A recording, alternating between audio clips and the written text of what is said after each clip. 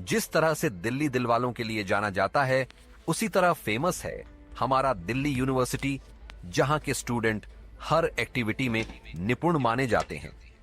एक स्टूडेंट अपनी पीठ पर बैग टांगे कॉलेज में एंट्री लेता है, एक पुरानी जीन्स और शर्ट में, जिनमें वो बिल्कुल मामूली दिख रहा था, जिसको देखकर वहां के स्टूडेंट उसे बहुत ही नीच भावना से देख रहे थे।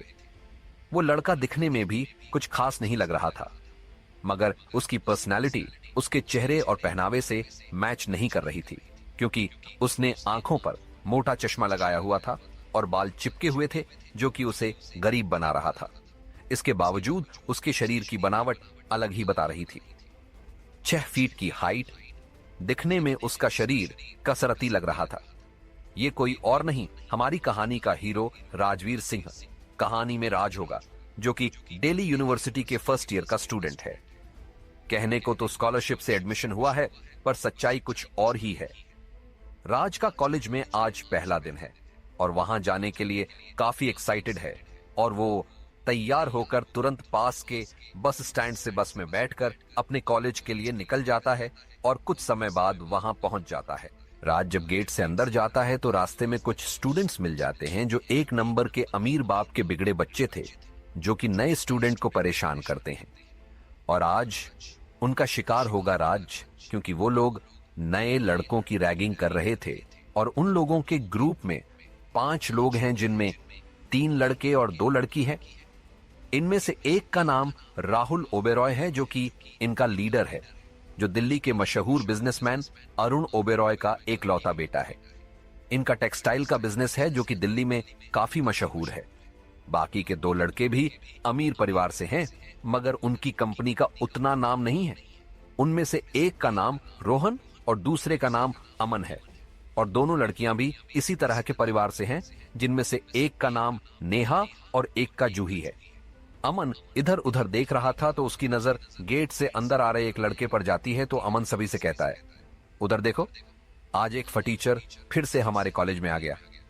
देखो तो इसके पहनावे को एक नंबर का नमूना लग रहा है। तो राहुल कहता है, आज इसकी थोड़ी खातिरदारी करते हैं। और ये बोलकर सभी हंसने लगे। वो जो आ रहा था कोई और नहीं, हमारा राजवीर ही है। राहुल की नजर सामने से आ रहे लड़के पर पड़ती है, तो उसे अपने पास आने को कहता है, तो वो वहां आ जाता है। उसके बाद राहुल कहता है, अपने बारे में बताओ। तो वो कहता है, मेरा नाम राजवीर सिंह है और मैं फर्स्ट ईयर का स्टूडेंट हूं, और मेरा डिपार्टमेंट बिजनेस का है। तब राहुल कहता है, नाम तो राजा वाले हैं, मगर हो एकदम से फटीचर। और ये बोलकर वो सभी हंसने लगे। इस पर राज को बहुत गुस्सा आता है, मगर वो चुप रहता है और मन में कहता है, मैं जिस काम को करने आया हूं उसके लिए मुझे ये सब झेलना होगा। और आसमान की ओर देखकर कहता है, पापा, आपने मुझे कहां फंसा दिया? तब फिर राहुल कहता है, ओ गरीबों के कुबेर, कहां खो गया? अभी ये बोल ही रहा था कि उसकी नजर सामने से आ रही लड़की पर जाती है और उसके चेहरे पर एक शैतानी मुस्कान आ जाती है। फिर वो राज से कहता है, ओ गरीबों के कुबेर, तुम तो जानते ही हो कि अपने सीनियर की बात माननी पड़ती है। तो राज हां कहता है। इस पर राहुल कहता है, गुड, अब मेरी बात सुनो, तुम्हें एक काम करना होगा। तो राज कहता है, कौन सा काम? तो इस पर राहुल कहता है, बस छोटा सा काम। बस जो लड़की वहां से आ रही है उसके पास जाना है और उसके फिगर की साइज पूछ कर लाना है। ये सुनकर राज कहता है, क्या बकवास कर रहे हो? तो राहुल कहता है, क्या कहा?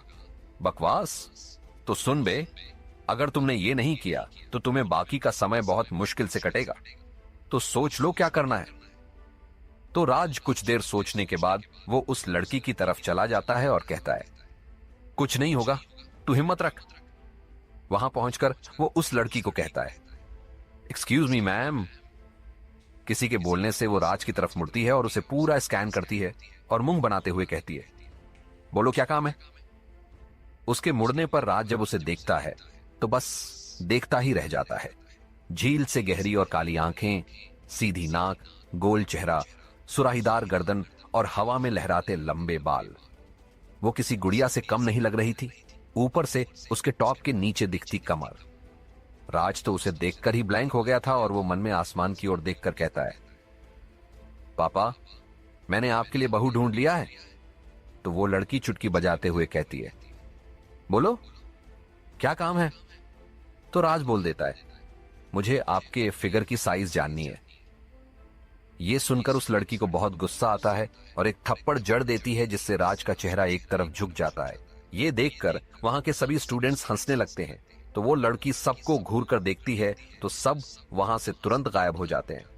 फिर वो राज से कहती है, तुम्हारी हिम्मत कैसे हुई ये पूछने की। इस पर राज कहता है, उन लोगों ने कहा था। तो वो लड़की राज की उंगली की दिशा में देखती है तो वहां कोई नहीं था। तो वह कहती है, क्या खाली बेंच ने कहा। तो राज उधर देखता है तो वहां कोई नहीं था। चलिए आपको इस लड़की के बारे में बताता हूं। ये है हमारी कहानी की हीरोइन काजल सेन। इनके पिता दिल्ली के ऊंचे बिजनेसमैन में गिने जाते हैं और उनका नाम है अशोक सेन और इनकी कंपनी का नाम है SN ग्रुप ऑफ कंपनीज, जो कि लगभग हर चीजों में व्यापार करती है। काजल अमीर परिवार से होने के कारण उसमें घमंड और एटीट्यूड भरा है, पर वो औरों की तरह सबको परेशान नहीं करती है जब तक कि कोई उसको छेड़े ना। अब आगे बढ़ते हैं। काजल कहती है, अगर दोबारा ऐसी हरकत की ना तो अच्छा नहीं होगा। इतना बोलकर वो वहां से चली जाती है और राज बस देखता रह जाता है और मन में कहता है, मजा आएगा। क्या राज और काजल में आगे क्या होगा और राज यहां क्यों आया है, जानने के लिए सुनिए रक्षक द डिस्ट्रॉयर सिर्फ पॉकेट FM पर।